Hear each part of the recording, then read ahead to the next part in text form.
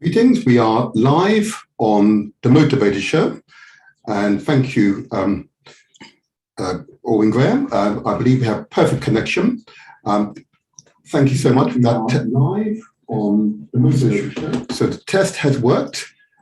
If you wouldn't mind, turn off your camera, I'll begin the show, and we will have you on from 8:45. Thank you.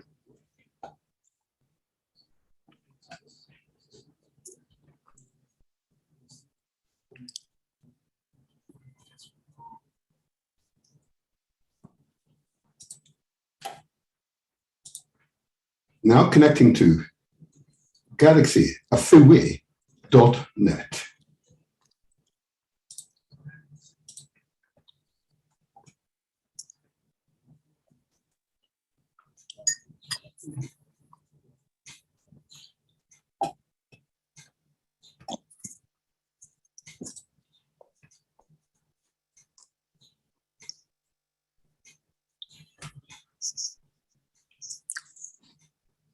And Lady Chelsea, are you ready for the live transmission? Yeah. Hi, Martin. Hello.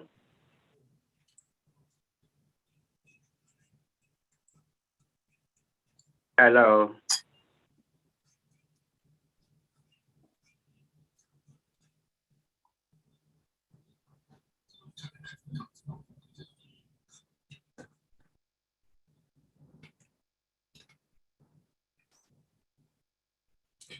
This is the Motivator show alongside Lady Chelsea. Lady Chelsea, how are you this fine morning? I'm good, thank you. Good morning, everyone. Oh, can she hear us? Yeah. You can't hear me? Lady Chelsea. Hello? We Hello? cannot hear you at the moment. You can't hear me now? You can't hear me? Oh, wonderful, Lady Chelsea. Can you hear me? Oh, yes, your volume's somewhat lower, but it's okay. That's fine. We can hear you now. Okay. That's fine. Thank you. Wonderful, Lady Chelsea. How are you feeling this fine morning? No, I'm good, thank you. Good. Don't you worry. Let me just take care of a slight matter here. One moment. This wonderful technology we have here. I just need to make a slight adjustment, and there it is. I've made the adjustment. There you go, Lady Chelsea. Is that better? Yeah. Wonderful, wonderful. It's a bright, fresh, wintry morning here in London. Yeah. Yeah, it is, yeah. I feel so full of energy, Lady Chelsea. Mm-hmm. What? Yeah. Come on. We are alive, huh? Mm-hmm. We can grow. Mm-hmm. Yeah? Yeah. As I say to everyone I encounter, success is ours for the taking. Mm-hmm. Yeah? Families that stay together grow together. Yeah. Yeah? Mm-hmm. Yeah. That's the principle. I know galaxyafiwi.net. Remember, my listeners, galaxyafiwi.net, which is the new website, a fantastic website. It's a testament to family gathering and dedication. Yeah? Mm-hmm. Okay. That's what matters. Yeah? That's what matters. Family, keeping the family together. I want to give praise, if you don't mind, Lady Chelsea. Yeah, it's fine. By the visionary leader and founder of Galaxy Radio. It was a testament of that social and visionary maturity. I want to give praise, of course, to Elder Eric Crute, the elder of great wisdom. I've not spoken to the elder for a little while, but I trust all is well with you, my elder. I want to give praise to Abu Ratata, that determined warrior. Yeah. And of course, give praise to Nickel, the most royal. Right, what a man. Yeah, what a man. But never forgetting, of course, Empress Shanice, the solution finder. Without solutions, you repeat the same mistake again and again and again. And that would not be an African way. We are creative, innovative, really forthright people. There's no problem, no situation that we cannot overcome. And that we have to believe if we're to move forward for our children's sake. I give praise to Empress Shanice. Praise to Rastafari. But it's always crucial in these situations. We'll never forget the other group of people who ensured this station continues this time. And of course, as our previous guest of last week will testify, Ndidi Ishiwa, and what she said, of course, it's not Africa's natural resources that is the source of its wealth. It's the technologies that derive from those natural resources. Yeah. So I want to give praise to the engineers who've ensured that this station, over more than 30, nearly 35 years, has continued with various technologies throughout that time. As I mentioned a moment ago, galaxyafewi.net, the new website, is a brilliant example of our technologists taking this platform forward. So, of course, today, we're able to transmit not only via the new radio stream of galaxyafewi.net, but also via YouTube, via Facebook, and soon other multimedia platforms. Long may the family stay together. A family that stays together grows together. Praise God, Rastafari. Let's move forward, Lady Chelsea. Let's move forward. Let's move forward. Well, I know that the future is bright because success is ours for the taking. Huh? Thank you. Hope that's inspiration enough for those who are listening, who have doubts about themselves, doubt about our ability, doubts that the problems that befall us are insurmountable. Families that stay together grow together. Yeah? You are never alone. Okay? Wonderful, wonderful. Now, Lady Chelsea, I'm told you need to raise your voice. Eh?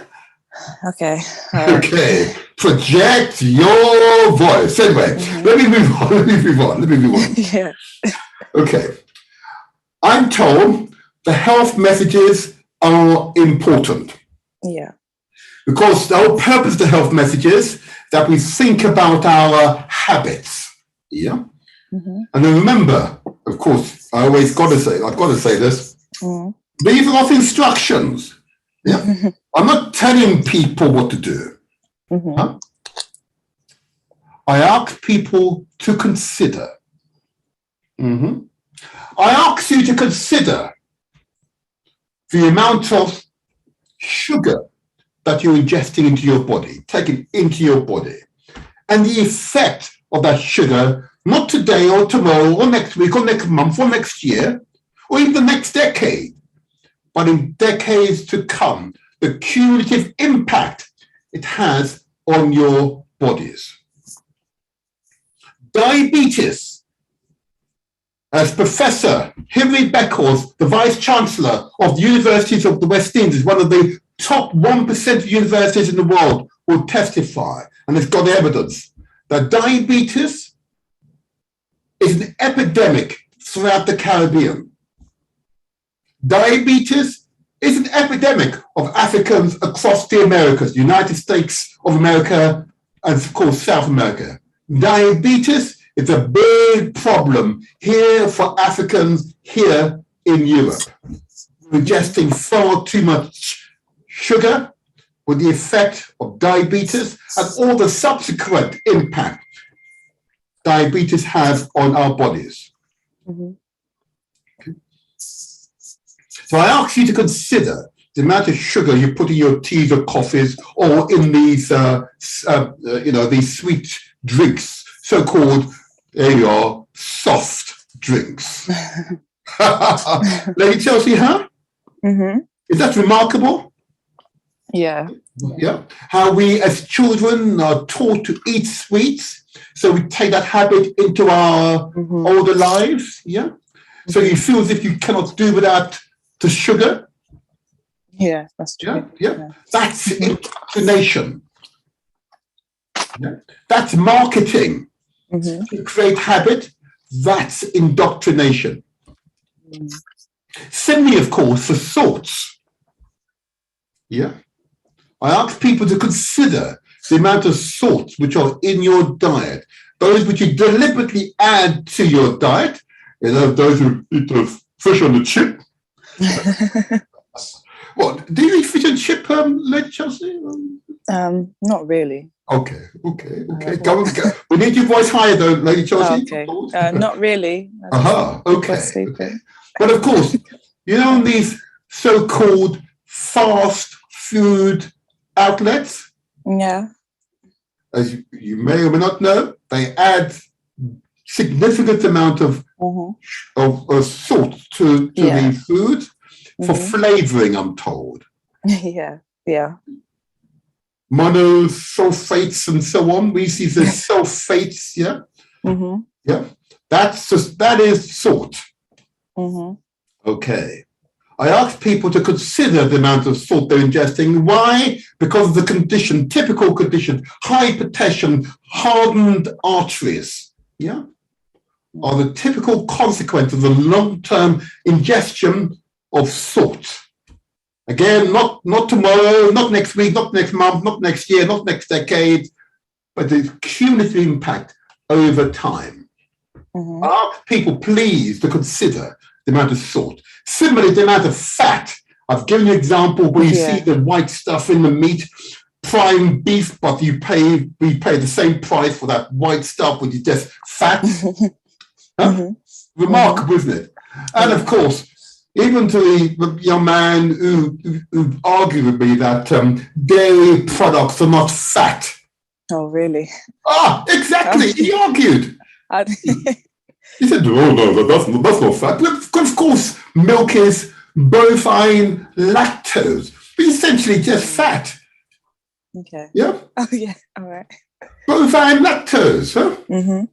Cow's fat, in other words, yeah? Yeah. Cheese. What do you think cheese is?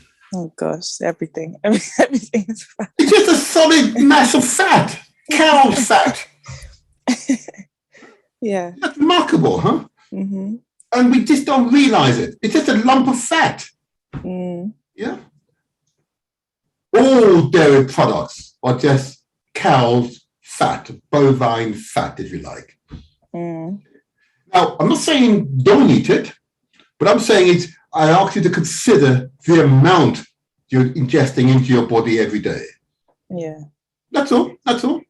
Because the benefits to you when you are conscious of the amount is that you're most probably enabling yourself to have a long, less painful life. Yeah. What's the consequence when you have bloated bodies or fat around your organs? Yeah. That's greater pressure on your heart, clogging up your arteries, greater pressure in your heart. So, of course, in our community, we have significant levels of heart conditions. Needless to say, we have significant levels of cancers in our communities. But we don't talk about this enough. It's killing us early, but we don't talk about it. There is no shame in discussing our health. And what should we do about our health? What we've got to do, as I say each week, we've got to make sure that we drink the appropriate amount of water, ideally 2 to 3 liters. I'm sure, speak to your doctor, speak to your GP or your nutritionist. He or she will tell you what you need. Yeah, I've got my water ready at hand when needed. Yeah. Similarly, of course, I ask you all to consider the amount of fruits and vegetables that you are consuming. It should ideally be 90% or more of your diet. Ideally. That's what the nutritionists tell us, you know.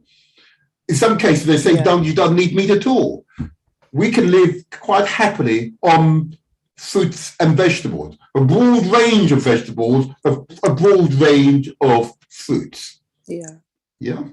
We've simply got into the habit of consuming these meat products. Okay. So at the end of the day,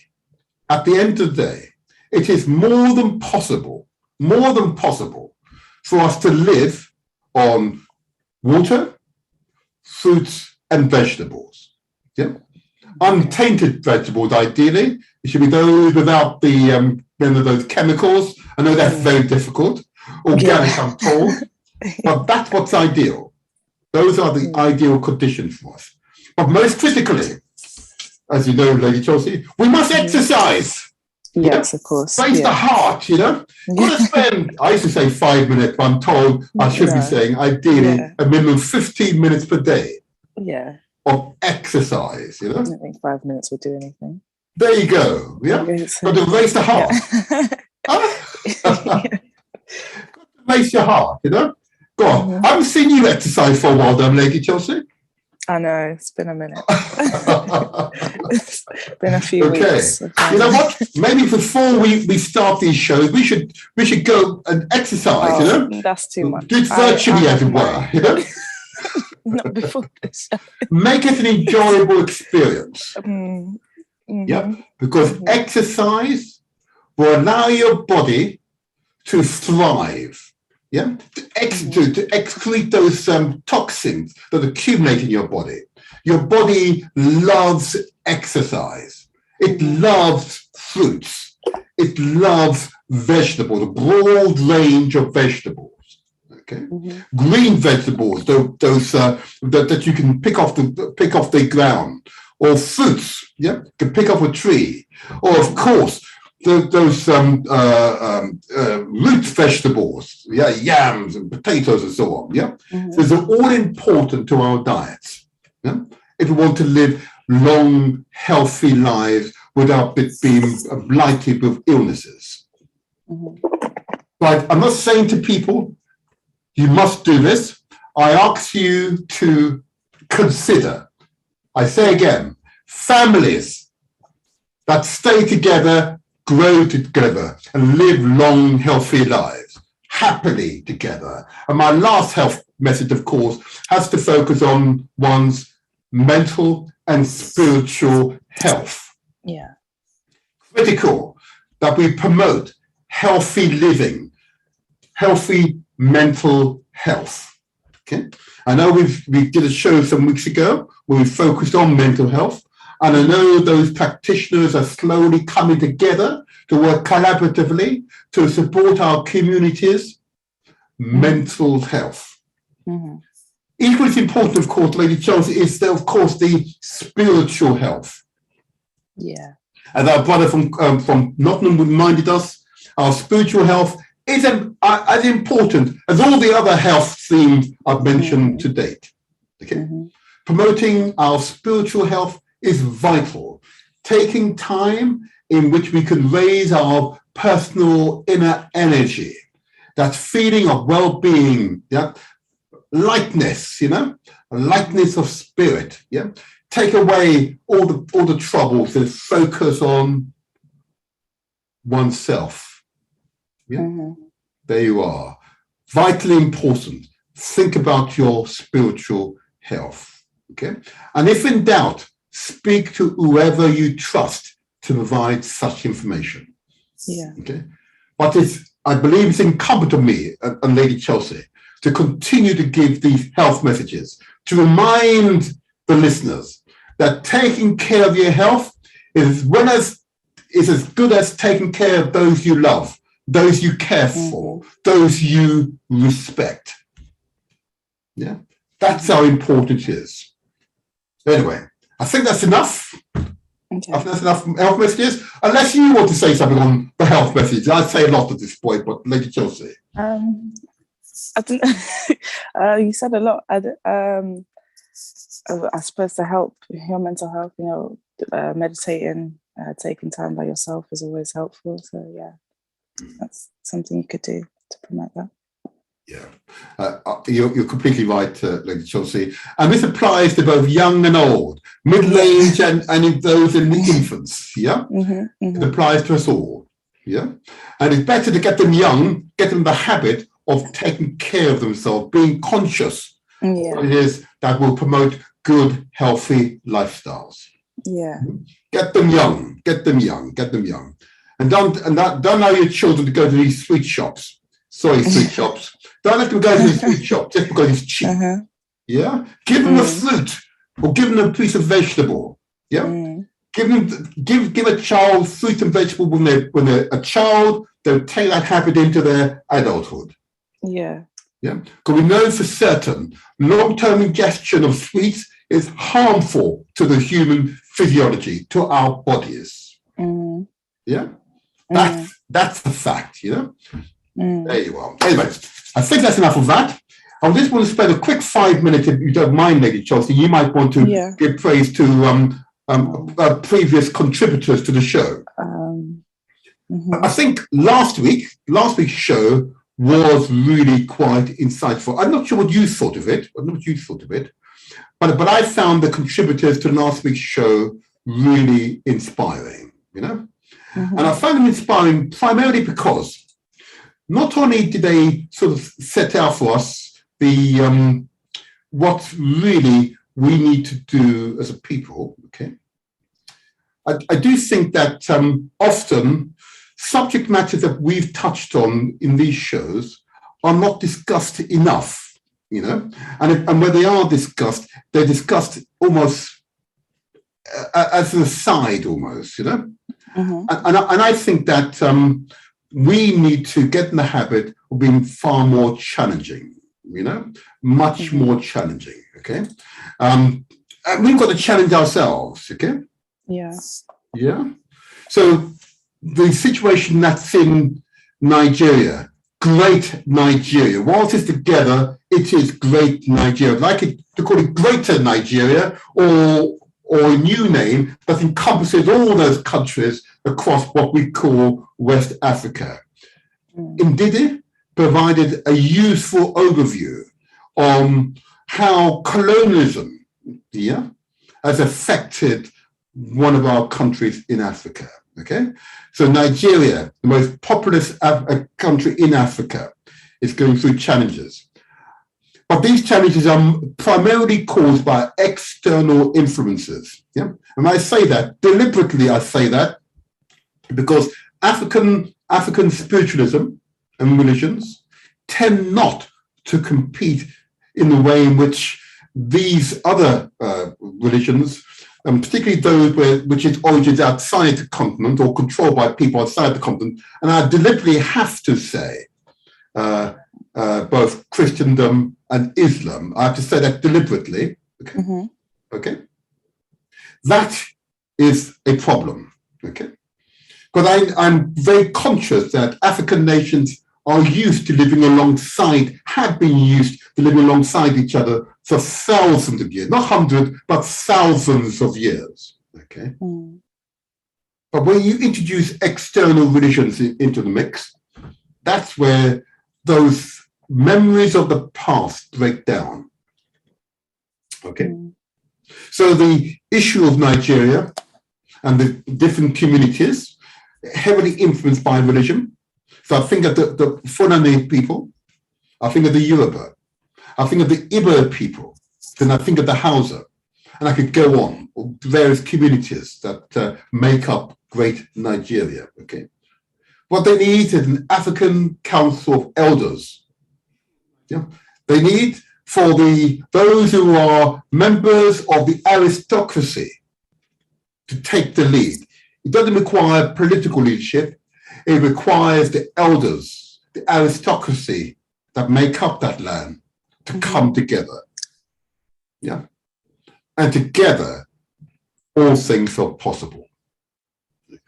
It just takes a vision, knowing that all things are possible. And Nigeria would quickly resolve the internal turmoil, which only benefits people outside the continent, not just the country, the continent. Because whilst Nigeria is involved in infighting, internal infighting, it's detracting from the economic and social growth for that great country. I know what indeed he said, that maybe reorganizing the constitution is a stratagem. I'm going to leave it to Nigerians to find a solution, because I know the solution exists in Nigeria. Okay. I just wanted to say that, but indeed he is someone who I have greatest respect for, and her articles are truly inspirational, and we should listen carefully if someone of her stature expresses concern. Okay. I want to also quickly mention, of course, that those wonderful young people, mainly young people, who spoke about climate change. Yeah? Yeah. And of course, that particular program was themed climate activism in Africa and the Caribbean. You know, we met some inspired young people who provided such thoughtful consideration of the subject. And I can only hope that they all continue to be successful. But giving them a platform here in London, I felt was, and I know you agreed, was an important step forward to have the COP conference here in Britain was essential for us to focus on the subject and to understand how it's important for us all to respond to the climate change emergency. Okay. Yes, I know Africa is only responsible for 4% of the total world pollution, but nevertheless, Africa must play a role, play its part in reducing CO2 and nitrogen oxide emissions into the atmosphere. Yeah, it must play its part in using sustainable energy sources for our economic growth and so on and so on. But most critically, Britain, Europe, the Americans, China, the Russians, India must critically play their part, because it's primarily the emissions from places like United States of America, China, Britain, Europe, Germany. Yeah, that's where the harmful effects of to the atmosphere, that's where it's emanating from. Those are the countries, they are the principal perpetrators of climate change. So therefore, it's incumbent upon them to take radical action to combat runaway climate change. And we can only hope that activism here in Britain will yield the results that we desire. And if this government is not prepared to enact radical changes to our society, then maybe the electors at some point should think about a new inspired government led by the Labour Party. Yeah, maybe the Labour Party could do a better job. It's quite evident they could not do a worse job than the current government. Yeah, I could be wrong. I mean, they wish to call in and challenge the current government's record, and that's fine.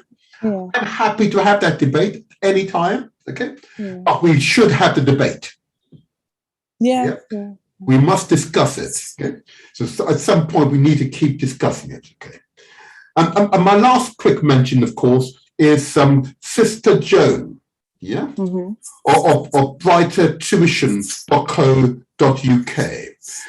She of course wrote that wonderful book, yeah, How to Pass the 11 Plus and Other Examinations. Okay.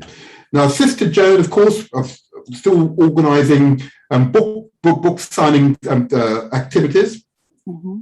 But I understand that she has an event today being the 27th of November, between 3 and 4 on Zoom. So if you go to, I understand, to her website, the details of the Zoom meeting can be found on her website, okay? And I would positively encourage those who are listening, who want to hear from one of our teacher professionals, gain real advice on behalf of your children. Indeed, have your children listen to her as well, okay? Because if one of the greatest assets we can give to our children, and that's a good education. You give them a good education, you equip them to be better able to solve problems, to better able to integrate and prepare our families for the 21st and 22nd century. With all the new technologies, with all the new ways of delivering society and upholding our moral standards. Good education is principle. But I say to all parents, we must teach our children our history as well, alongside the purely academic. Our history, our culture, our traditions are important to our children's social, psychological, spiritual upliftment. But nevertheless, teachers are our principal tools, and Sister Joan Green is an example of the very best. So again, I want to give promotion to the website. Her website is www.brightertuition.co.uk. There's a seminar she's organised today being Saturday the 27th of November 2021, between 3 and 4. Go to her website, and details of the seminar, how to support your child, or tips for getting your child into a grammar school, or indeed passing entrance exams and other examinations. Okay, so I wish Sister Joan every goodwill. Okay, and I want to let Chelsea, any other past contributors you want to highlight? Give you a moment or two.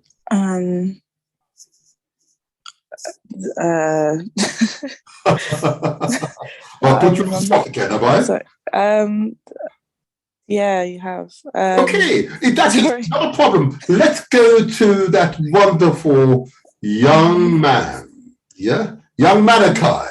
Over to you, Lady Chelsea. Over to you. Okay. Let's tell the listeners why he's so important to us. Yeah. Okay.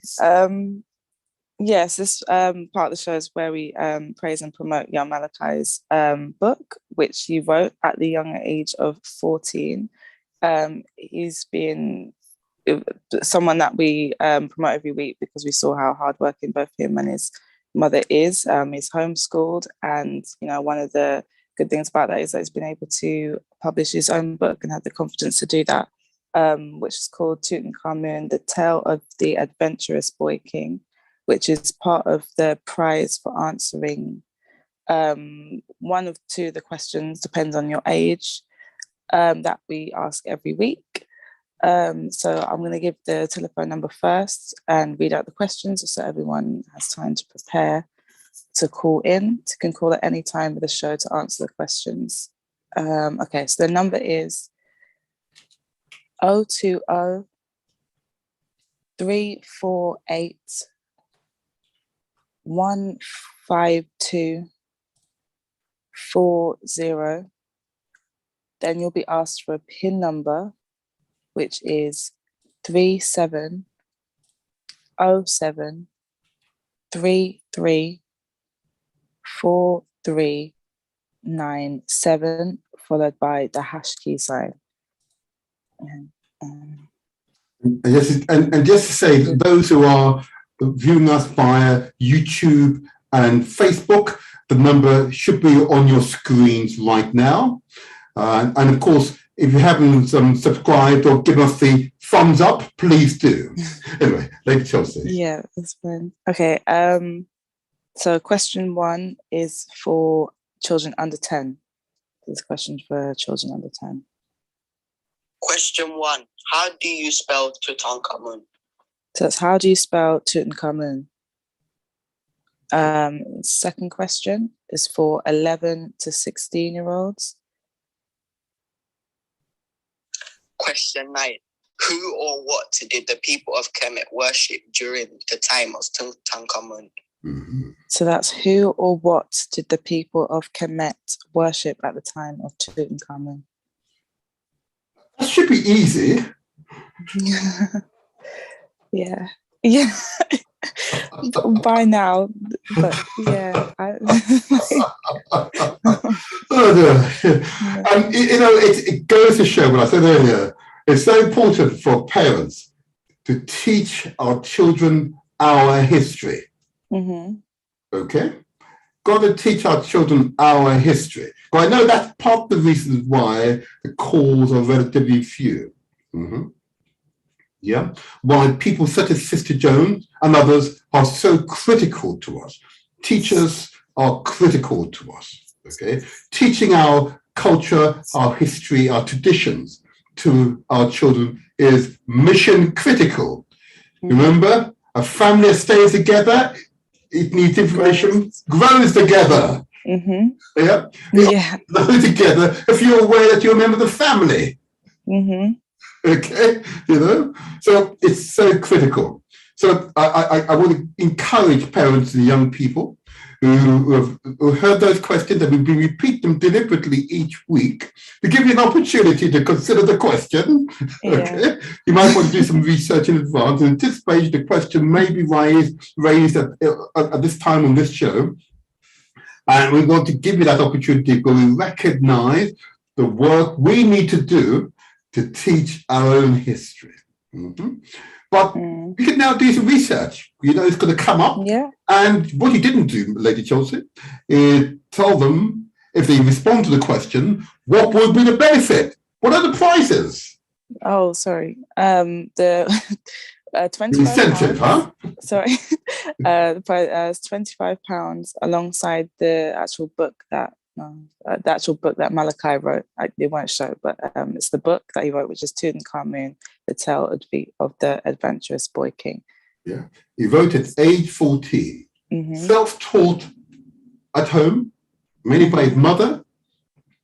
And when they were on the show, you know what? I've meant to believe it or not. I've got a recording of that show where, at the moment when we talked about them, how he looked lovingly into his mother's eyes. Yeah. And was hung onto her every word. You see, if you give that love, that much love to a child, boy or girl, okay, they are inspired by you. All things are possible. The children don't know anything else, only what you create for them. You tell a child that all things are possible. Yeah, that they could memorize 100 books if they were so inclined. They can resolve any mathematical problems placed before them, given the right techniques. Once they believe it, it will happen. Yeah? Because success is 9/10 a mental state of mind. Yeah? When I say to people, African time is the most precise time. We possess the longest history. Yeah? The origins of humankind is out of Africa. It stands to reason. That's where you find the oldest relics of humankind. The oldest history of humankind. This is not a boast, it's simply a statement of facts, Some Africans say, oh, no, you can't say that. But come on, it means that human beings didn't come out of Africa, we came out of somewhere else. When we know logically, that's not true. Humankind came out of Africa. All peoples around the world are ultimately African. We're just human beings. we are but one race. Yeah. Different ethnic groups, traditions and so on. Yeah. But we're but one race. Otherwise, I couldn't have a child by a woman who lives in China, even though our families have not met for thousands of years, because we remain one family. Yeah. Similarly for India, not met those families for thousands of years, but I could meet a lovely Indian woman, and what? It's true though. Yeah. Because we're one family. Yeah. Yeah. We're one race. Yeah. Don't let anybody tell you otherwise, okay? We're one race. And once we all discover that we're but one people, we'll take care of each other. And there'll be no poverty, yeah? There'll be no poverty in the world. You won't have children starving, yeah? You won't have children being deprived a good education. You won't have children being denied good health care, yeah? Because we will take care of them because we're but one family, yeah? And when I see children suffering as we do often, it's our family, our collective family that's letting them down. I know some people here in this part of Asia, called Europe, okay, believe that somehow they're different from the rest. I can assure you, my dears, you're not. Okay? You're just a human being, with all of our failings. Oh, but they want to be on top. No, you're not, my dear. That's not going to happen. Yeah. You may have economic power, but honestly, the real power is in the spirit, in our hearts. That's what defines us as human beings. But of course, we as human beings have been involving disputes for many, many thousands of years. Okay. And it is necessary from time to time for us to reflect upon those past wars. It is important for us, particularly as African peoples who have been involved in many wars, to remember our fallen heroines and heroes, those women and men who have fallen in wars. Okay.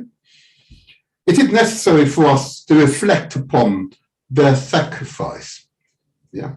And I don't mean just the so-called First and Second World War. That's principally instigated by people in this part of the world, here in this part of Asia, called Europe. And their inter-tribal disputes to which we were drawn into. Okay. But of course, there are many wars, both from the continent of Africa, in the Americas, in the far eastern part of Asia, okay, which we need to reflect upon. But we as Africans do not remember often enough our fallen women and men in wars. Okay, and as we agreed that, like Chelsea, from time to time we should do that reflection. We will be joined shortly, of course, by that outstanding sister, Selina Carty of the Black Poppy Rose campaign. Okay, we'll be joined by her shortly, and we look forward to hearing from her. Okay, in fact, she may well be arriving this moment. Okay, okay, and I know we have already been joined by an elder brother, Alban Graham, who is of course a former and past mayor of Southwark, okay, here in London, which is a municipal authority here in London, okay, and he will speak in relation to ex-service women and men, but most certainly Sister Selina Carty of the Black Poppy Rose campaign. I know she has other family obligations this morning and is able to stay with us for 30 minutes. And I'm also aware that Alban Graham also has an event we will discuss soon this morning, which we want to encourage those who are listening to attend as well. Okay. Can I first of all just double check, is Sister Selina Carty on the line. Can you hear us all right? Good morning. Yes, I can. Oh, wonderful. How are you? How are you? I'm doing well, thank you. Oh, it's always a pleasure to hear your voice. Okay. And I'm really sorry that I missed you the other day at the launch of the African Caribbean Memorial in Windrush Square in Brixton. Oh, well, it turns out there were two Remembrance events, and I go and lay a wreath at 11 o'clock when the rest of the world is remembering on Remembrance Sunday, because Brixton is where I'm from. So I was unaware of either events at the time, but it's always a tragedy when we miss one another. But it is fine. It is well. And I've got a picture of you at some point. I should put it up my screen. She's laughing. At the memorial, okay? Why are you such an important person to us in respect of these matters? Because the Black Poppy Rose campaign reminds us of our fallen heroines and heroes. Okay? And even though the British Commonwealth what's the organisations called who missed and admitted what's that? Pervasive racism in their rank. The Commonwealth War Graves Commission. There you go. Thank you. Okay. Admitted finally. It wasn't tremendous of them. I give them some respect. Admitted pervasive racism was the cause of hundreds of thousands of our veterans, women and men, fallen heroines and heroes from Africa, the Caribbean, and India, Bangladesh, and other countries in the Far East. Their names were not included on the memorials here in Britain, here in London, only because they were not or are not Euro-Asian white persons. Gosh. And therefore deliberately in the textbooks in schools, when you see images of soldiers, you very rarely, if ever, see a non-white soldier.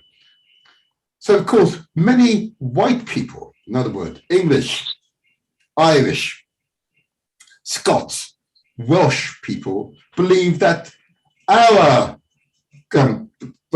parents, grandparents, great-grandparents didn't participate in the war or past wars. Nothing could be further from the truth. Without the contribution from so-called Commonwealth soldiers, Britain most probably would not have won the war, because the hundreds of thousands of men and women that came from the British Commonwealth to fight in these wars could have resulted in the Nazis winning the war. Mm-hmm. Yeah? Is that a powerful, almost salutary observation of history? Selina, tell us more, a little bit about the Poppy Rose campaign, please. Well, the Black Poppy Rose is a campaign to educate and empower global communities around the omissions of various histories that our communities under the classifications of African, Black and Indigenous communities have gone in regards to the cultural genocides, the incorporations into European empires, and the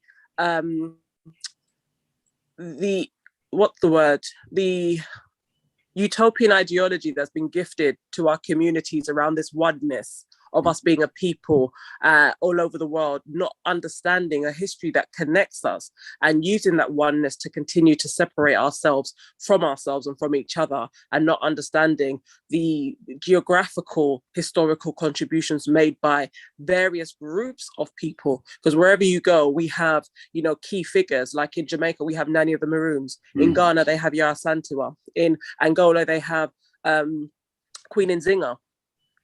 Are they all the same? No. Are they all do they all carry the same bloodlines? Probably not. However, we are universally able to connect them via their actions, via their determination, via their principles, based on where we're coming from. And that's how we're looking at connecting our histories, by using similar aspects of history through wars that just don't include guns and soldiers, looking at political wars, educational wars, wars on gender, wars on education, wars on economics, war on entertainment, and looking at how our communities are continuously disrespected, no matter how much we submit, no matter how educated we become, no matter how much we integrate into systems.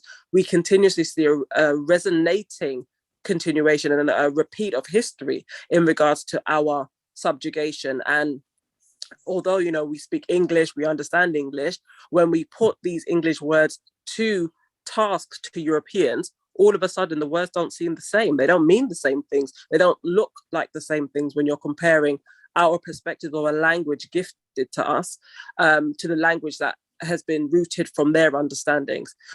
So the idea behind the campaign is to elevate our history, our memories, our personal history, so that we can be empowered about our relevance in life and our importance in life. Therefore, we can give that to our children, because we cannot teach one another anything. What we're doing is sharing our experiences. And when we share our experiences, that's how we learn. That's how we accept certain things. And that's how we don't accept certain things. And we're not all going to agree. That's a fact. And we don't all have to agree. But what I'm encouraging through the Black Poppy Rose us to do is, whatever conversations we need to bring forward, find your camps to do that in. There's no point in coming and mash down somebody else's camp because you don't agree. Go and create your own camp. Go and find your own communities to be able to elevate your narrative, to try and empower a disempowered community. So the symbol is, because we have no universal symbols. Not everybody resonates with the Dinka symbols. Not everybody resonates with the Black Power fist. Not everybody resonates with an obelisk or an Ankh, or, you know, things that are coming from various different parts of our communities. But the idea is, how do we now use the words that continue to define our people that we are not using? How do we now use that the same way they use the N-word in America to try and unify a concept and an understanding? But how do we now use these words that when we look at them, they mean individual things? Just like us, we all are labeled different things to be individual things. How do we come together now to start having a wider conversation where we can be visibly present in our own healing, visibly present in our own remembrance, and not asking anybody else to do something for us? In actual fact, we need to actually look at how do we do things for ourselves within the models of the world that show us that, you know, we didn't create the world we live in, and then we create micro worlds within the macro world. And then because we are in control of our micro world, when we look at the bigger picture, we don't understand how it actually impacts each other. So the idea is to now develop several micros to be able to develop macros, so that we can all be having a universal conversation, and language is not going to be that border. I know Lady Chelsea's got a quick question for you. I just want to know what contributions women have made in past war efforts that you know of. Right. So women. Forgive me, Selina. I believe we've just been joined also by Brother Paul Chambers of the Jamaican Ex-Servicemen Association. So welcome, Paul, and of course welcome Brother Alban Graham. If you both just pause for a moment, I'm going to just want to ask a few more questions of Selina, then we can come over to yourself. Sorry, go ahead, Selina. Women's contribution. Good morning, everyone who just went, Paul. And so women, World War II, they were able to mobilize the women auxiliary air forces throughout the Commonwealth and its country, the auxiliary territorial services, the Women's Royal Indian Naval Services. There were African American women who served in the Navy, in the what they called? They were called SPARS, SPARS.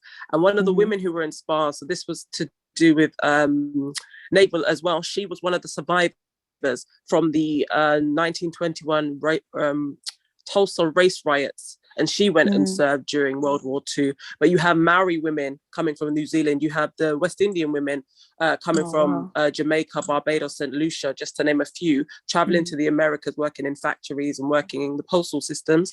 You have the 688s coming from America. They were an all African-American women's battalion coming over to England, where they served in Birmingham.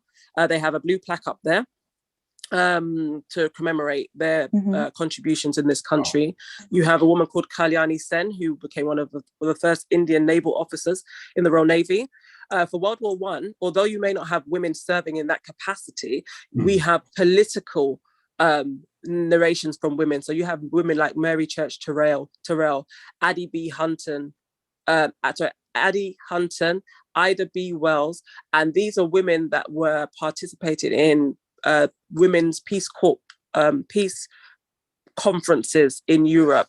Addie B. Wells and Addie Hunton were at the Pan-African Conference of 1921, but Addie Hunton was in France supporting the African-American troops for France, so sending letters home, ensuring that their mental well-being was taken care of, because they understood that white women couldn't do that.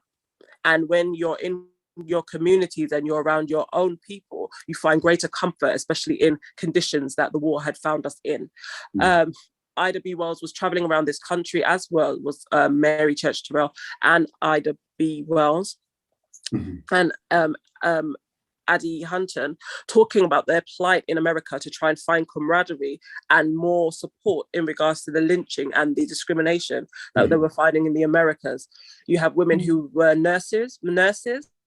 You have women who were, again, assisting men to write letters. So the supportive nature of the woman was something that was found during World War I. And when the men were sent to war, who was left behind? The women. So they had to take up the men's roles, do the men's work. So when it came to World War II, it made sense to find ways to enlist them into the armies for them to also serve, as they had served on the sidelines during World War I. And this is not even for us to talk about what was going on the continent at the same time. Right. Brilliant. And that's an interesting overview. It sounds to me, Selena, dare I say, if you haven't written a book... It's coming. It is coming. I've got to take time off, so I'm just making sure that we've got all pins back in stock. So we're literally working on that. We should be fully back in stock in the next couple of weeks. But I'm just making sure that we have the merchandise and we're making the connections necessary, because there's a lot of things going on in the background in regards to consultancy and how we support our schooling systems to be able to find ways to get teachers this information to educate our children. But the books are coming, so the idea is for them to be launched by next summer. So we'll have adult books, children books, and children resources to be able to ensure that we aren't just covering one area of the narrative, because it's a lot to cover, and that's why it's taken this long to even get a book ready. But we're ready. Great deal, yeah, that's a great deal. And again, it's such a rich and detailed history. Okay, and as you explain it to us, it is quite evident that the omission of this information here in this country, here in Britain, is indeed a national disgrace. Absolutely. Yeah, it is a national disgrace. Yeah. That's all I'm going to say on that one. I'm going to hand back to Lady Chelsea. Yeah. Lady Chelsea, yeah. Are you still raising money for ex-service women and men hostels? And if you are, how and where can we find it? You hear that? I did. So based on our profit margins, we then donate funds to ex-servicemen and women. Okay, you must forgive us, Selena. We missed the first part of what you said. So due to COVID, we haven't been able to raise as much funds for the last 2 years to be able to do that. However, when we are able to do that, so for the last few years before COVID, we had donated to WASP in Clapham, the West Indian Ex-Servicemen and Women Association. We also donated to an organisation in Africa called Forces Helps Africa to assist with the African servicemen on the continent.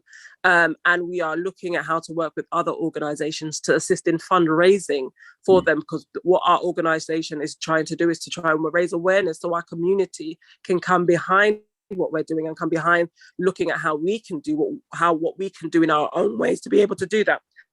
So the finances that we raise literally feeds back into getting the pins, getting the resources, getting access to the materials that people have never seen before, never heard before, so that we can continuously create new conversations and not recycle the information that we've had for a few years now and keep, turning them out over and over again. And as much as we turn them out, because some people may never have known that information, the idea is how do we start pulling in other aspects of war into this conversation and continue to make it a mainstream thing.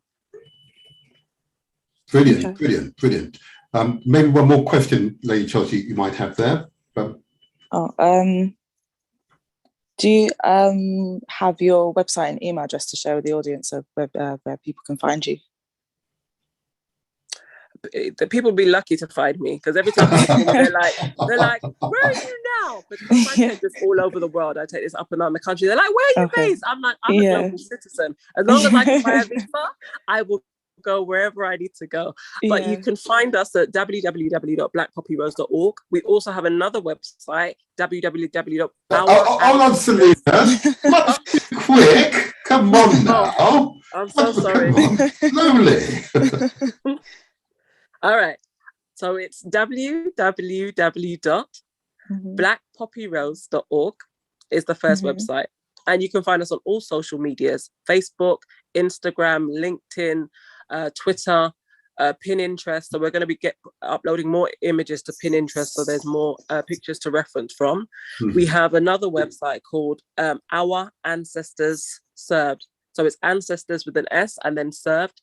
This is where you're able to download posters for a donation of £2 of your country. If you don't see your country on the list, please email us, because we are building the countries on there, so we're able to have more marketing material out there where people can be proud of their flag, their country. Because what we've realized is that as much as we talk about Black history and African history, we also are very proud of our flags, and behind our flags is our culture, our foods, our identity, and our languages, and we shouldn't be having to change them to be able to incorporate one look or one feel. So the idea is that when you see your country flag, you then talk about what's happened in your country, and then I'm able to talk about what's happened in my country, and then we start building that, and then we start looking at the similarity to be able to create a universal conversation around the themes found in each of our countries or places we call home.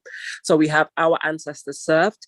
Our email is info@blackpoppyrose.org and info@ourancestorsserved.com. Oh, you're very quick, come on now. Oh, and you know what, to me, I'm being slow. So info@blackpoppyrose.org and then info@ourancestorsserved.org. So with Our Ancestors Served, it's for us to share our stories, because we have hundreds of people sharing their war stories, their migration stories with us. So what we're trying to do is we're trying to create another area of where we can document live people's testimonies, their family trees, their history, to be able to empower and enrich what we're doing and utilize their stories to be able to share a global experience that we are all connected with. Absolutely. So that's what we're working on at the moment. Absolutely. And we've also launched a new initiative called Black Rose of Remembrance, which allows us to come away from a colonial narrative and start looking at how do we actually want to remember in our own ways, and start looking at those areas again. Because what we found within Black Poppy Rose is that although now people are engaged with it, it creates another level of upset that we haven't understood that we are already dealing with. And what happens with that is that it becomes triggers, just like us watching these slave movies repeated over and over again, watching murders on our screens, watching the disparity between our communities, justice systems and things like that.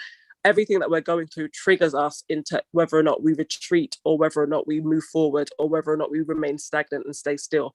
So we're trying to encourage conversations around different visibilities that we are producing to be able to encourage all areas of communities all over the world to engage in a conversation from where they are, and not pull people into areas that we think they should be in, but allowing them the space and time to be ready for when they get to a certain level. Thank you. So I'll just give promotion to the website again. So it's blackpoppyrose.org.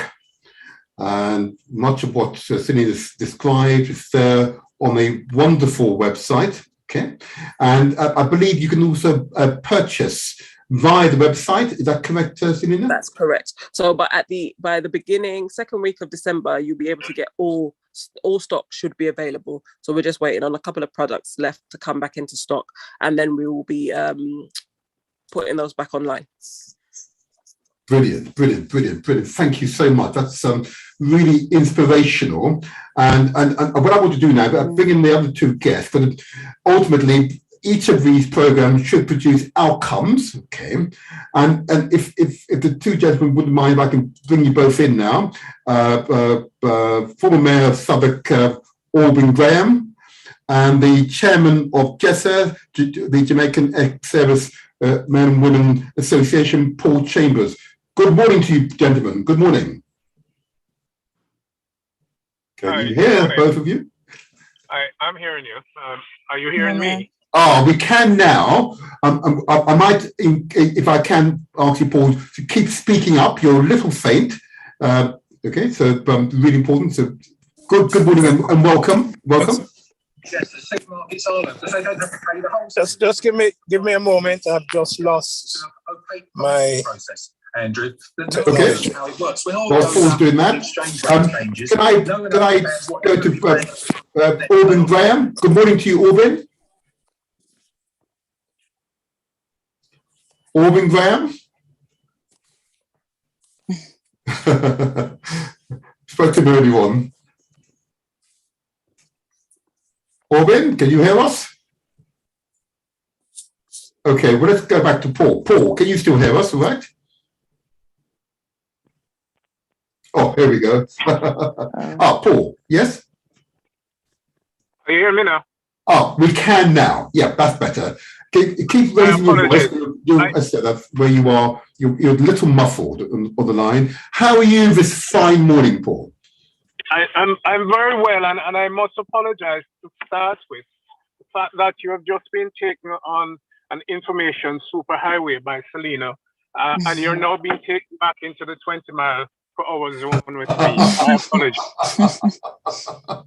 Oh, don't you worry about it. We are here. And I'm very grateful to be here. Okay. So, Paul, first of all, can you just tell us the organisations that you belong to in relation to ex-service women and men, and what are their roles in the community? Right. So, I'm chair of the Jamaica Ex-Soldiers Association, JESA. That's the correct name. In fact, JESA UK. And it's important to say the UK because there are other Jamaica Ex-Soldiers Association in America, Canada, and Jamaica. Okay. I'm going to cut it short because I know we don't have a lot of time, but our main charitable interest right now is supporting soldiers in Jamaica, ex-soldiers, veterans. And the main project that we're doing now is supporting the Curfew Home, which is a haven for veterans in Manchester and Jamaica. Mm-hmm. Brilliant. You said the home is in Manchester in Jamaica, as opposed to Manchester here in Britain. That's right, yeah. Yes, fortunately, yes. A much more salubrious climate down there. Okay. The Curfew Homes was set up in 1957, mainly to home World War II soldiers who had started to age and wanted support. And it has been going on since. It gets a small stipend from the government, but it's mainly run by the Jamaica Legion, which is equivalent to the Royal British Legion, and the Royal Air Force Association 580 branch, which is the RAFA, the Royal Air Force branch in Jamaica. And there are other organizations that support it, and also the corporate world, corporate companies from time to time support Curfew Home. It takes there are about 15 residents there at the moment. It has a capacity for 35. Mm-hmm. It is said that it takes about £250 a month to care for each of those veterans. And so there's not enough money to throw at that project. I might quickly say that Jessa this year, during July, had a walkathon in Woolwich. 30 of us walked, and we raised £4,300 that day. We had sent a check for £4,000 to Curfew Home, which they received a couple of weeks ago.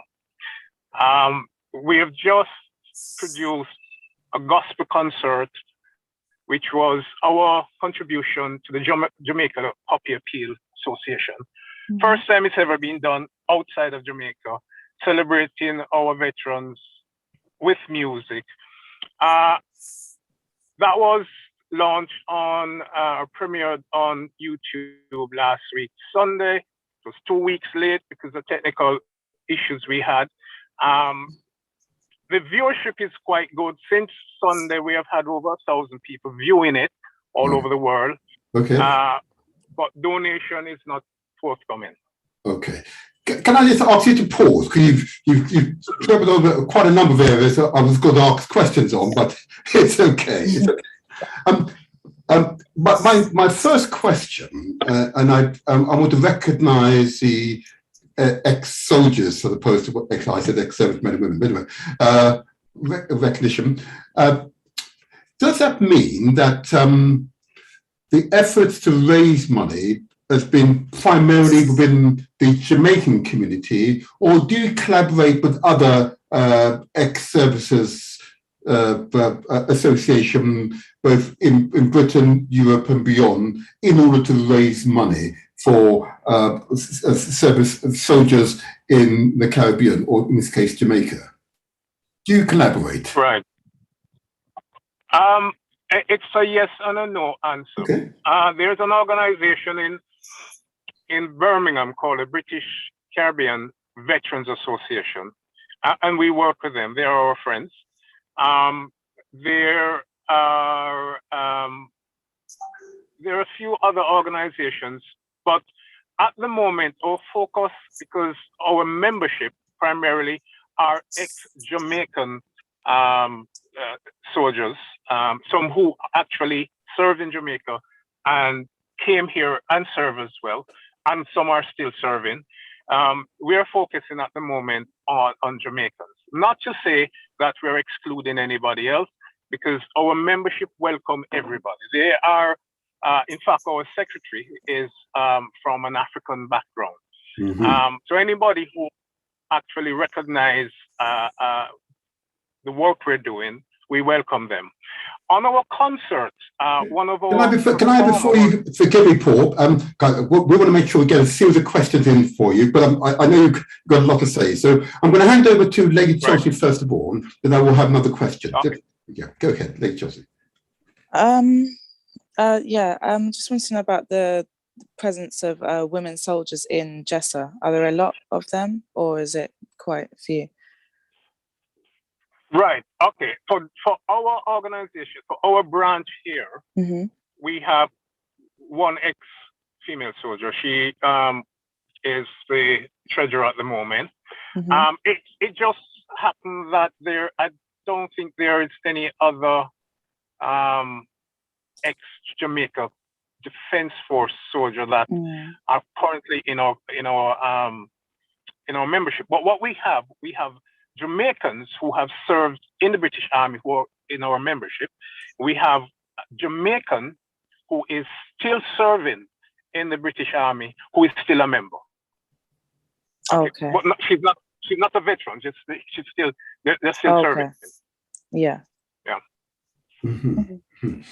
So, as regards women, because it's often when we say soldiers and so on, military persons, we tend to think of men, and as we've got Selena on the line as well, I become really apparent to me that we do not give women sufficient recognition. But you did say soldiers, deliberately, so that's gender neutral. So would it be fair to say then that the women, the hospital in Manchester in Jamaica, is it made up of both men and women, or just men? I wonder, first of all. Right. Yeah. Okay. Good point. At the moment, there is a 96-year-old veteran there, female, Lean, and she served in the Women's Royal Army Corps in 1957. She joined. Okay. After being refused to join, she wanted to join the police, and she was too short, so she joined the Royal. At that time, it had become the Women Royal Army Corps. Yeah, she's still there. She's the only female there at the moment. Mm-hmm. There are number of female veterans, but they're still in their own residence. But there's no I mean, anyone who wants to become a member of our residence or Curfew Home can go there. Okay. All right. That's interesting. It's interesting, and of course, it's awareness as well. That's the other part of this. So you currently have a platform here.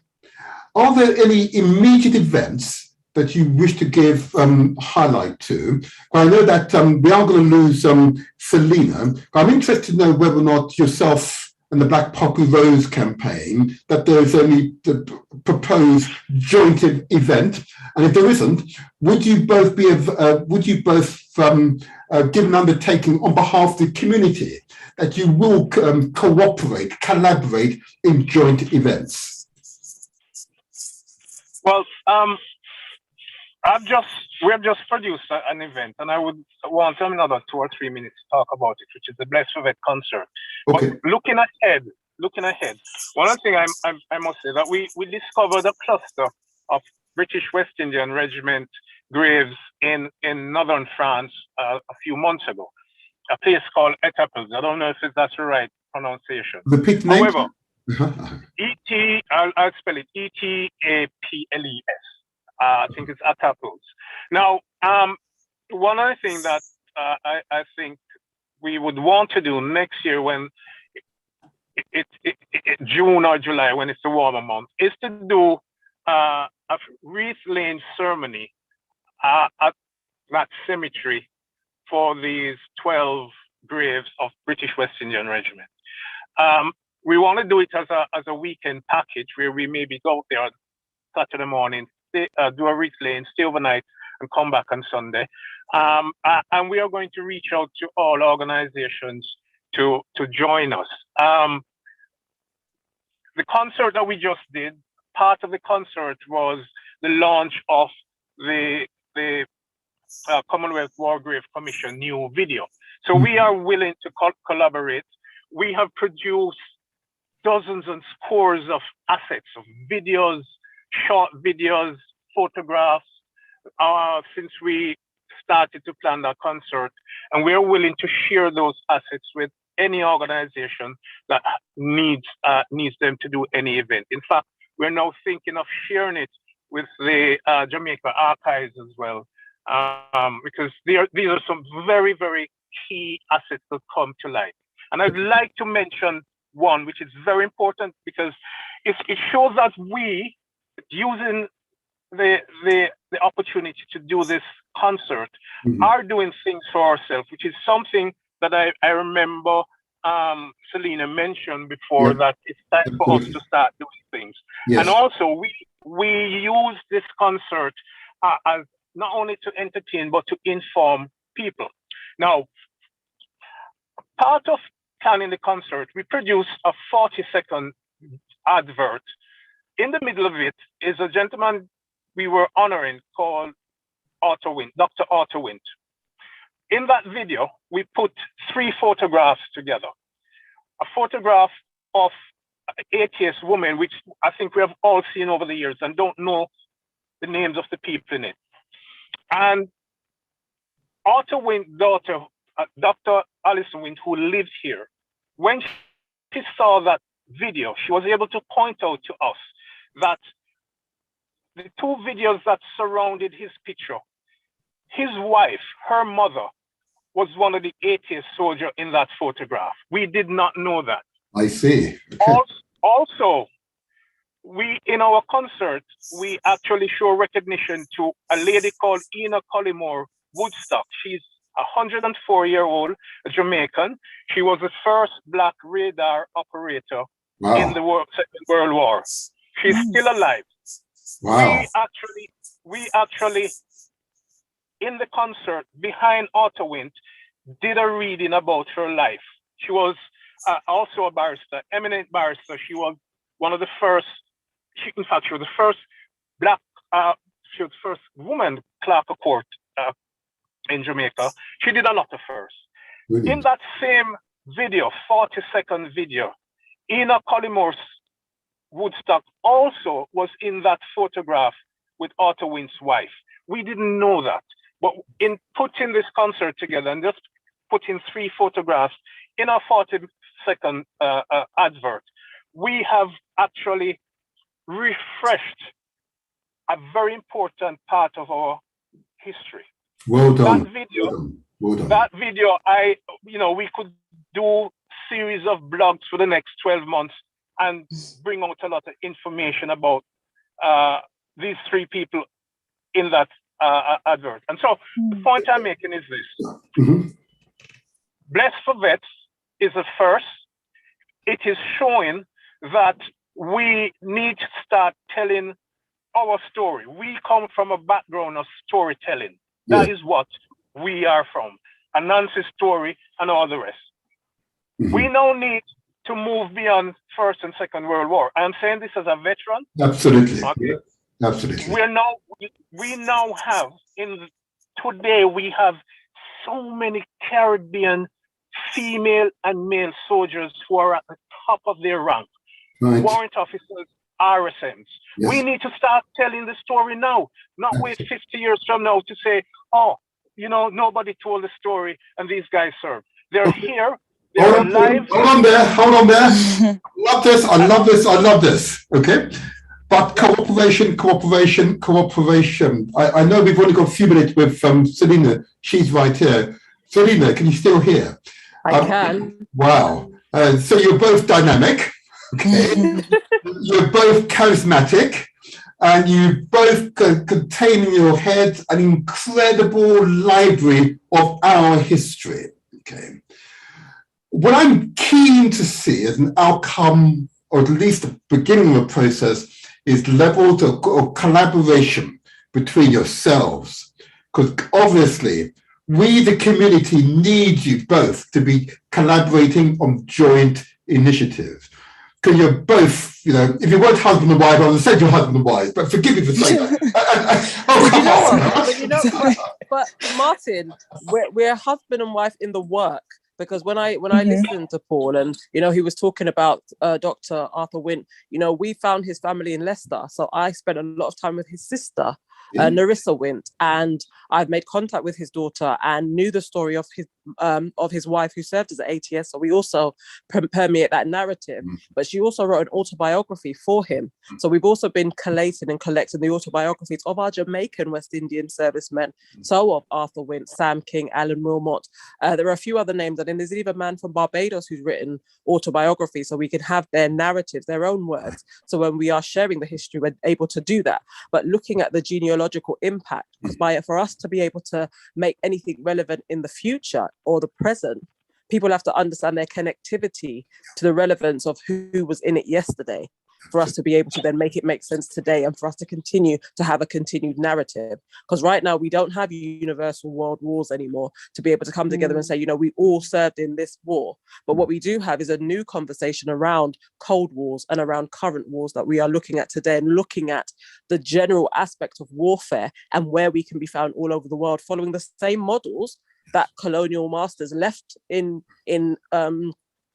order for us to be able to continue, because they're still trained any servicemen all over the world are still trained by outside colonial forces, you know. So there's a bigger conversation around what we're looking at when we're talking about service, when we're talking about armies, and when we're talking about protecting our homeland and being elevated into positions to be able to have that visibility for people from our race to be able to be considered the next generals or lieutenant sergeants and majors and things like that. So my question to you, you've heard Paul and his descriptions of the desire of the JESA to work with other organizations.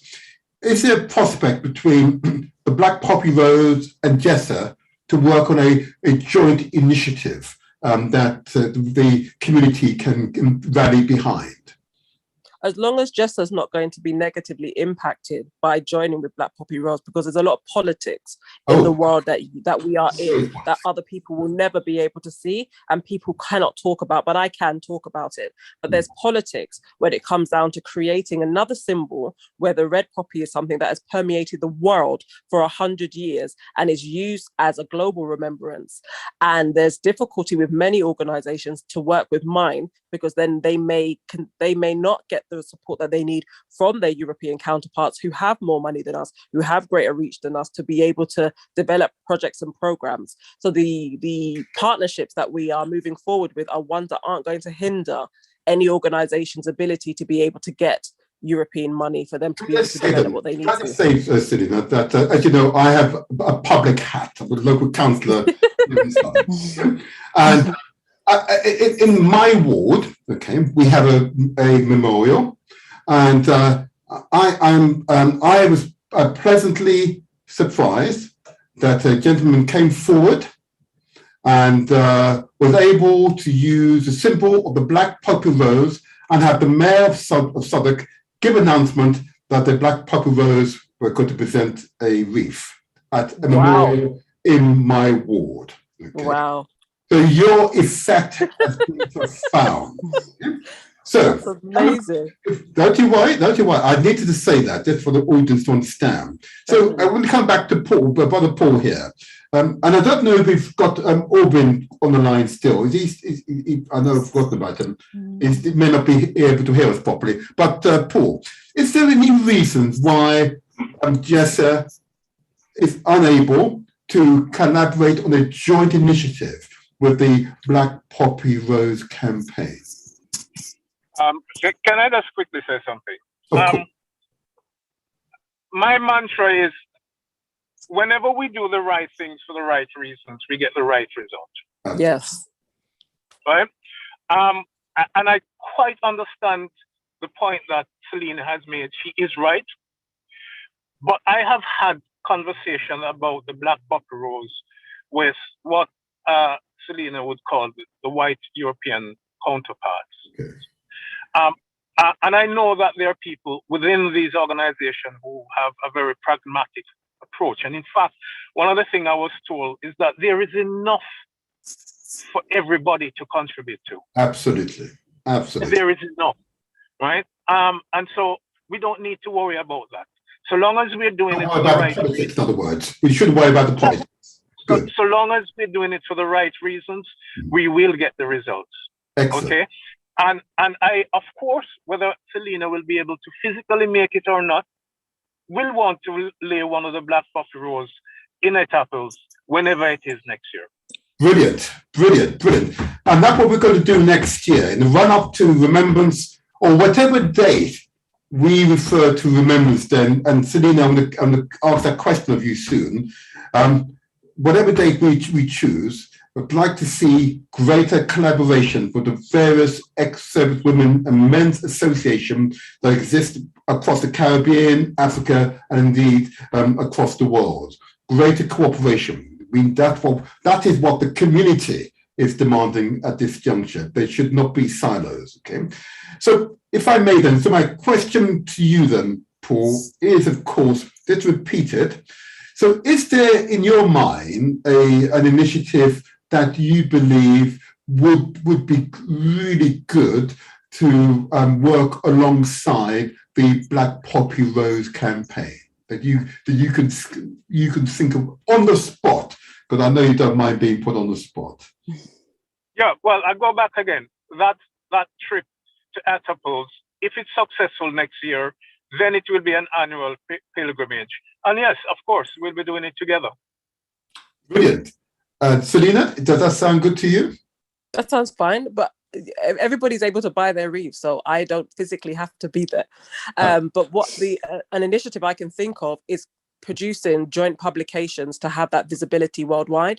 And as Jessa specializes for Jamaica, to be able to work together on building the Jamaica feature, because right now I'm in Ghana building the Ghana feature, and under our ancestors served, as Paul rightly said, it's not about us being exclusive. However, we have to understand our own homes to be able to correlate our own culture and our own understandings of how we see the world and how we see things, to be able to share that alongside other people. So an initiative I definitely think we can work under is Our Ancestors Served, looking at Jamaica's contributions and then looking at the significance behind the men and women who have, as Paul has shared, have gone on to do other things that have ensured that our country is as great as we understand it to be, and looking at how we can educate ourselves around nurturing the youth to understand what they can also do to contribute to making our country great.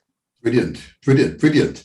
So I'm, of course, alongside Lady Chelsea, we're going to log into you guys at least every other month or so.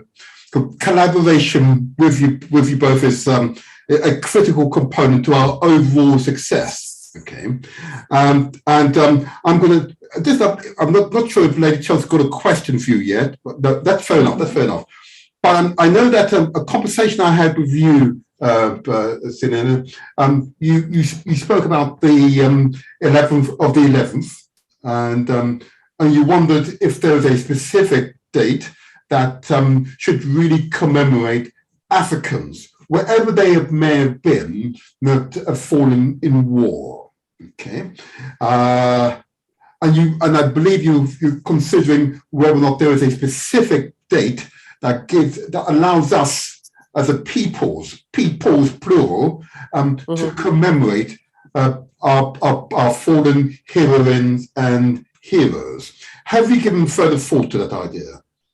Well, I've given thought to how can we maximize educating or showcasing information in a way that is it's accessible to communities. And what I'm thinking about is looking at literally just after Black History Month in this country, because again, when we're looking at history and the wars, nobody looks at wars in the same way as they do in this country. So when we're looking at how we continue to permeate throughout the months and learn more about our history, from Black History Month, where we're able to learn about a universal conversation about all of us globally. When we get into the first week of November, that's when we can start looking at the colonial empire and how we've all served to make this country what it is, but then looking at how we can expand into Europe and then into Africa and then back into the West Indies, to the Americas, and how we can make that circle. So I'm thinking about essentially creating something on the first weekend in November, which then allows us to literally feed in from October, and it literally gives everybody a week to prepare. So if they haven't heard of Black Poppy Rose before, they haven't heard of some of the information, they're able to come and learn about it, come and see what we've got in our exhibitions of artifacts that date back to the 1850s. They're able to come and see stories that, we will be able to get images from Jessa, to be able to showcase, the Jamaican servicemen from Nigeria, from Sierra Leone, from Ghana, from St. Lucia, from the Bahamas, from the African American community, from Canada, looking at that universal genealogical connection. But then it also allows people to pick up their wreaths or their pins in time to remember in their local communities, come Armistice Day, come Remembrance Sunday, because what we're trying to encourage is that everybody in their localities, in their local areas, are creating that visibility of our communities and not feeling that they have to hide in the silos and, wait for somebody else to say, oh, please come and join us. No, go and join yourselves. You are confident enough. We are able enough. We are learning more to be able to go and show that our presence matters. And everybody in good time to be able to order their own wreaths so that they can also lay them. Just like in your ward, if somebody hadn't ordered a wreath, you would have never seen one in your ward. And it's not because I am choosing not to get there. I just cannot be everywhere. Absolutely. Okay. I'm going to, and the last question over to Lady Chelsea. Then we will close this segment. Lady Chelsea.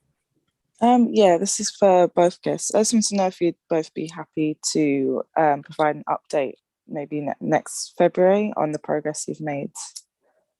Perfect. That would be perfect, because we're doing a Black History Month campaign. We're going to Jamaica because we also work with Rafa in Jamaica as well, and we are getting information put together so we can also store in the National Library of Jamaica around family legacies outside of the diaspora and within the continent, and linking with the African American communities and Canadians. So we'll have a lot more to share, and there may even be a date for our book ready at that time as well.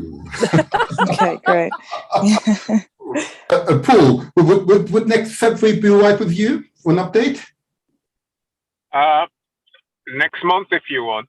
Oh, February will do. February will do.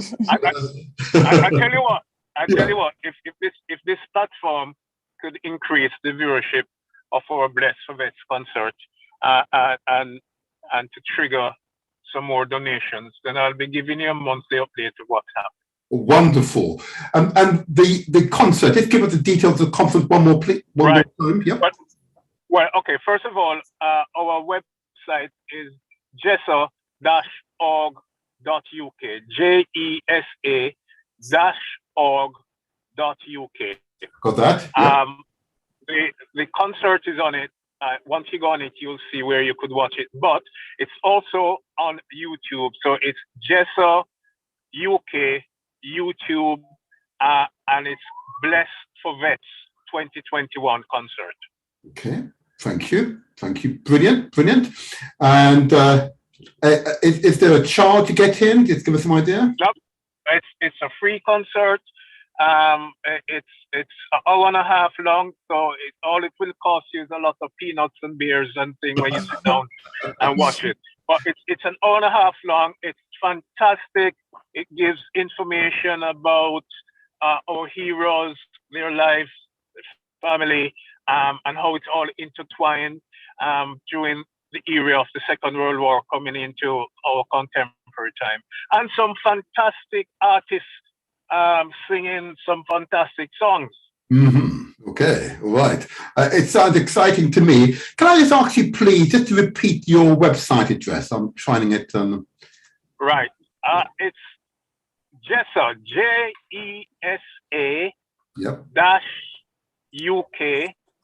Dash. Okay. .org. Okay. So a dash or a hyphen, just so we're all clear. Yeah. Right. Okay. That's okay. I found your website now. I found it now. Okay. That's brilliant. Right. That's brilliant. Yep. Excellent. Now, I'm going to give you, and I'm grateful for Selena. I know you've stayed slightly longer than I expected you to. I will give you the opportunity to give us your closing statement. What would you like to say to the listeners about the Black Poppy Rose campaign before you leave?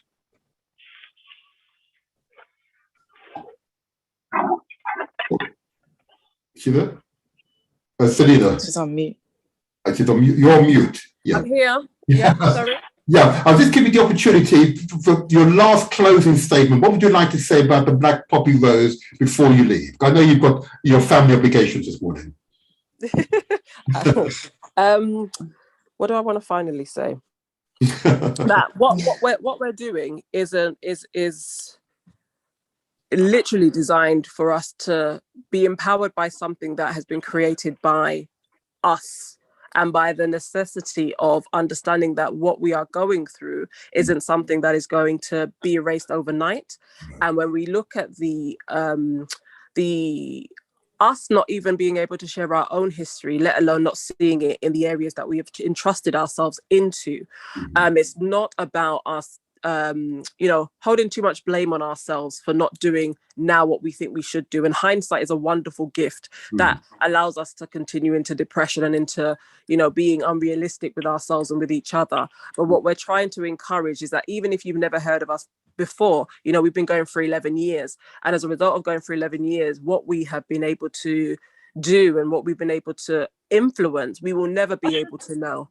And it's important that we understand that when you're making the right choices to understand how to elevate your own self and understanding, others can only learn from that. And it's a difficult challenge for people to change what they have believed for centuries.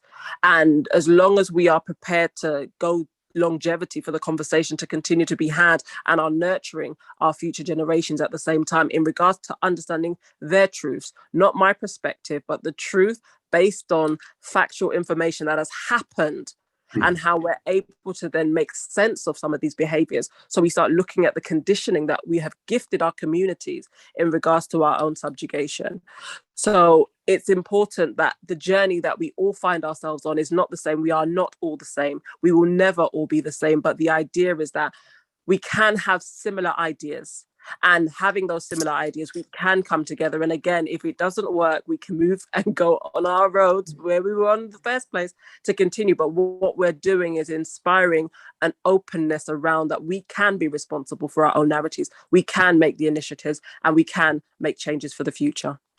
Thank you so much. Thank you so much. Bless you. You're welcome. You stay well and enjoy your family today. Thank you. Bye. Thank you. Take care.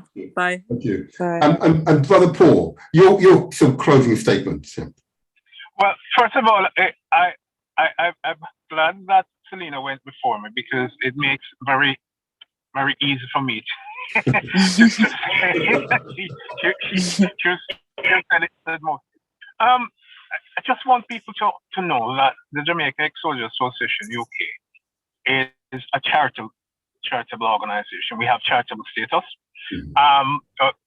We are here. We are growing.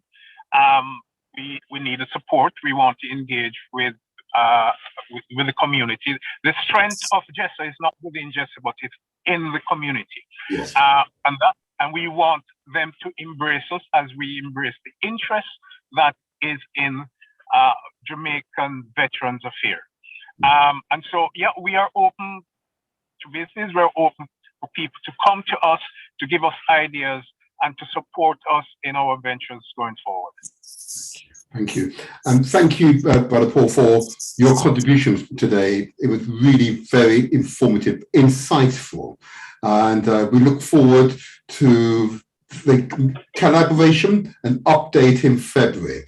And we hope we contribute in a small way to your fundraising campaign, because clearly the ex-service women and men need our support. We don't talk about them enough, but now that will stop. We will talk about them, and we'll talk about them with pride. Thank you. Thank you very much. Thank you, sir. Thank you. And Lady Chelsea, is there a call on the line? I'm not sure. I think so. I didn't open the line. Did I? Is there one? No, it didn't. But I think there's someone new there. Is it 997211? Yeah. Ah, is there a call on the line? I realised we. You should have reminded me, of course. I don't think I Good morning, all. Thank you for getting me. Good morning. Good morning. Me, Norma. Elder Norma. Yeah. Good morning. Yes. Norma. Oh my, Elder Norma, you're very quiet there. You should have spoken up.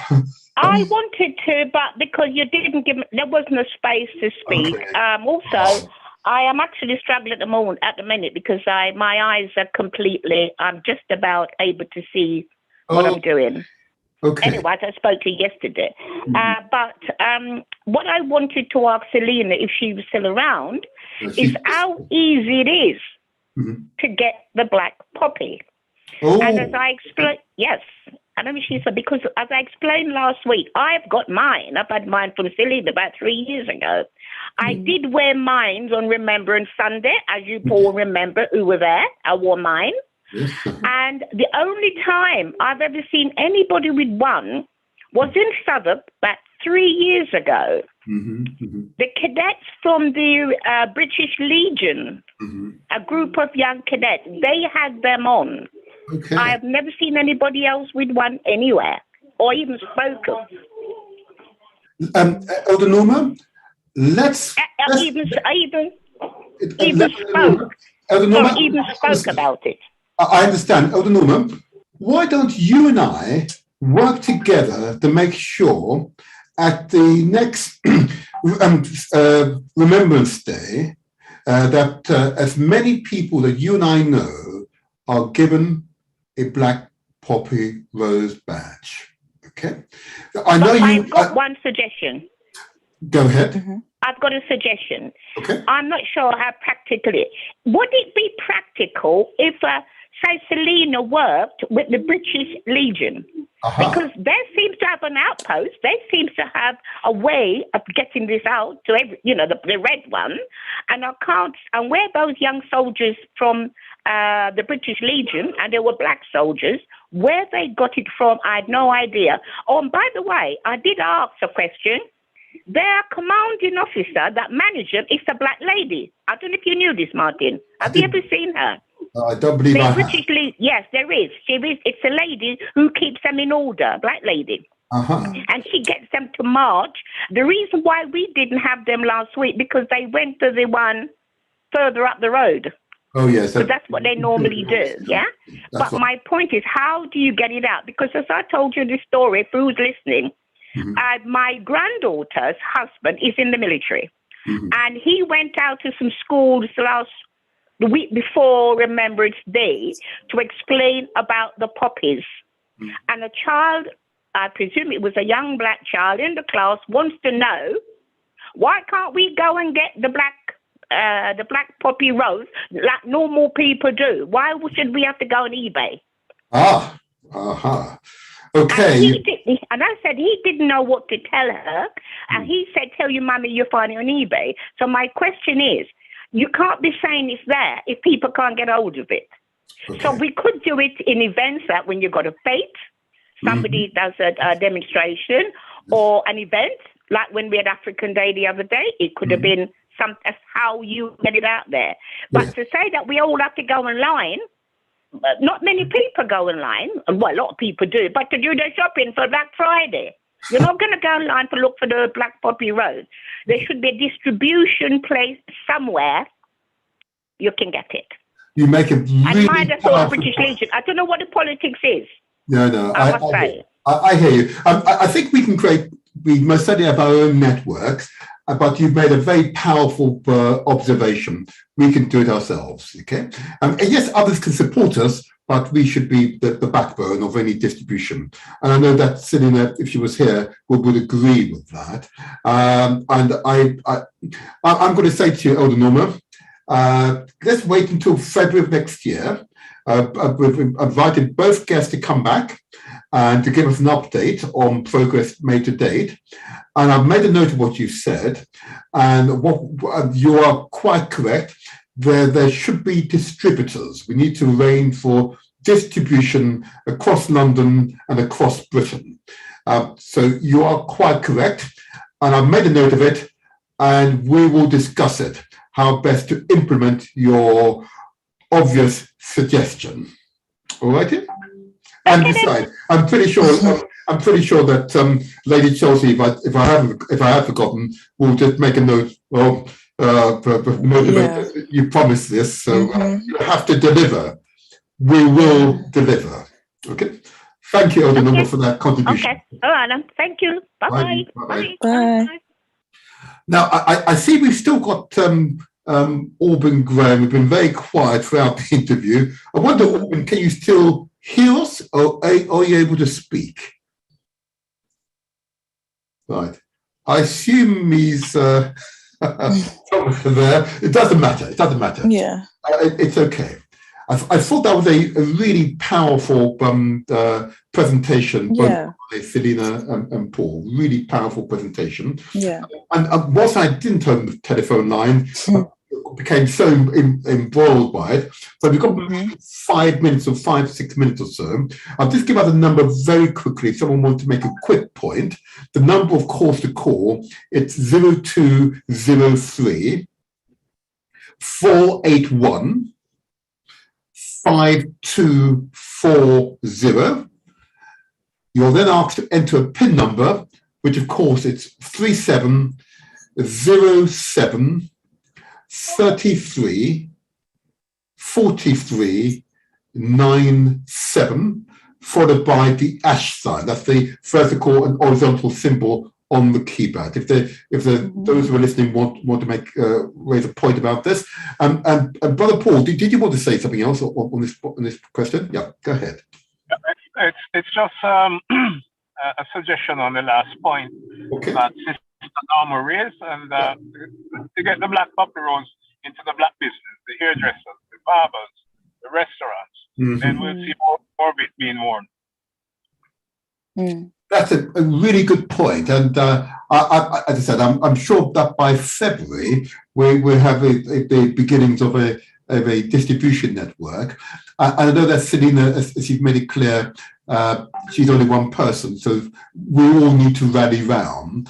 And we will all use our networks in order to ensure the black poppy rose is distributed as far and wide as possible. But it's us. It is really for us. And I think you'd agree, Brother Paul, that the importance of us remembering is that, one, it's important to remember our fallen heroines and heroes, and two, to remember that war means death for some. War isn't the way to resolve intercommunal, international disputes. We've got to find an alternative to war. Okay. And I think that's an important message to communicate. But ultimately, of course, that if it's necessary to fight those wars, we mustn't forget those who've made the ultimate sacrifice, lest we repeat the same mistake again. Okay. I think that's absolutely right.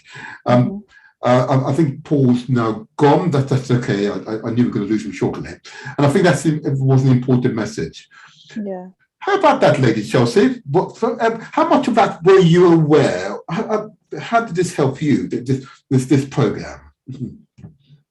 I suppose it helps kind of see what is out there for, I suppose, like the Black and other communities that are happening, because I think before the previous show I didn't know anything about Black Poppy Rose, or that anything was different, or people actually working towards making us aware. So I think what Selena said about the women's contributions was interesting, because I didn't really know much about what women, especially Black and Asian women, had done for the war, especially because I think, like you said, when we think soldiers and war, we just think men and the physical horrible things that happen, rather than, like the background things, or whether women could be flying planes or whatever. So yeah, I think it was informative also about the shows that I think Paul had, and what people can go to and get more information, and just to know that they're setting up educational purposes in the book so that we can learn not just from the schools, but from, I suppose, our own community, which is good. I think it's quite impressive. And of course, I know, even when I was a child here in this country, of course, that whenever you thought of Remembrance, you always thought of white men. Those were the images presented to you. It was all complete whitewash. Even on the BBC, whenever you had Commonwealth soldiers coming down towards the cenotaph, they'd move away, take the Commonwealth cameras off them, and just focus on the white men. And whenever you in the school books, all you saw were white men. Yeah, that's true. So it's little wonder that people here believe that other people didn't contribute. It was just a white man's activity. Mad, huh? Yeah. Completely mad. Yes. Yeah.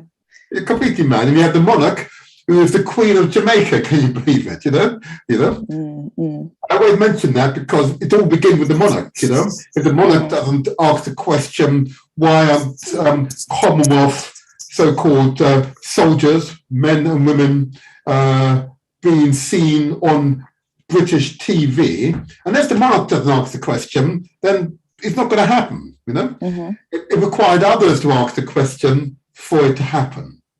Okay. So that's why I commend Celine McCarthy of the Black Poppy Rose campaign. I commend Brother Paul Chambers of the Jamaican Ex-Service Association. You know, I commend them. I commend, if I could speak to him directly, Aubrey Graham, okay, and his dedication to raising our consciousness of our contribution to past wars, okay, and to encourage us to recognize our heroines and heroes. But of course, it doesn't mean just the wars that we've spoken about today, but the enslavement of our peoples was a war. Yeah? Yeah? And there are many soldiers, we don't refer to them as soldiers, but they were effectively soldiers resisting the enslavement of our peoples, you know? Yeah? And I could quote a whole series of names, yeah? They were effectively soldiers, you know? Freedom fighters, if you like. But of course, that history, our history goes back much further, okay? And their history right across the African continent, which I'm going to arrange for a historian to come in to talk about the intercommunal disputes amongst different peoples across the continent and how those disputes were resolved using common culture and traditions. Yeah, really important lesson. That I'm not going to give the information away just yet, but it'll be an important lesson as to how Africa, the cradle of mankind, can have so many cultures, languages, and traditions, all working alongside each other with little or no tension, other than those tensions created by Christendom and Islam. Okay, it will be an important lesson for all humankind to take on board, you know, because that's where you find the highest concentration of languages and cultures and tradition in Africa. Okay, but you don't hear of these mass genocide other than those created by the multinationals fighting over resources, usually oil or gold or whatever, you know. But prior to that, the continent was relatively, compared to Europe by far, a calm place. But that history is not generally taught. And I said, there's a historian and others who I'll invite onto the show to demonstrate how human beings can collaborate and live harmoniously, even though they may have a different language and a different culture, live harmoniously together, you know. Europe has learned that lesson through the spilling of millions of bloods, yeah, which is why the European Union exists, you know. You know, the tribes of Europe are renowned in their disputes, okay, which is what we remember in Remembrance Day, okay, the tribes of Europe, you know. They don't call themselves tribes, they call themselves nations, but actually they're tribes. Okay? They have a common government, a common identity. That's a tribe by anyone's language, you know.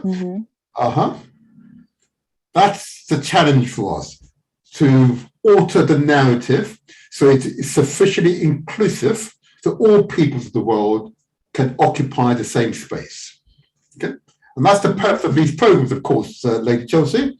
Yeah, to first of all, the station is to de-brainwash, you know, to unlearn some of this unfortunate propaganda that all wars in Remembrance Day are just fought by white men. An absurd suggestion. And then secondly, to recognize the sacrifice all peoples have made, so that those who are really extreme, and the Nazis were really extreme, anti-species individuals, who sought to restrict the species, our species, the human species, down to a single tribe, which would have been bad for the species, mind you, if they had been able to succeed, okay? Because the species, our race, needs all of us in order to survive. Okay? We all are important, not just one. Such an important lesson for us all to remember. But remembering those past heroines and heroes is an important part of us growing up as a human race, as a species. You know? It enables us to grow up and see us all for what we really are, equals. Yeah? We are all equal. Okay? And there should be no child, no person should go starving. No child, no person should not have a roof over their head. And every human being is entitled to a good education. Yeah. And absolutely entitled to excellent, outstanding healthcare. Okay. There you are. And that's part of the reason why I'm a counsellor, because I want to make sure that that is true for all peoples. Yeah? All peoples, most certainly my own community members. Really very important. Anyway, I think we're almost out of time. Forgive me, I said a lot. I'm giving you the last minute. Go ahead. No? Go on. Don't give me saying. I know you are a very thoughtful person. I don't know. Thank you for the guests for coming. It's very informative. I feel like I said what I wanted to before. I don't know. No, it's a great show. Thank you for everyone that came and contributed. I learned something, and hopefully everyone else did as well. Yeah, raising consciousness. I'm going to say to you all, have a good day. Yeah. Long may we go forward. Remember, a family that stays together grows together. Praise be. All right. Thank you. Bye.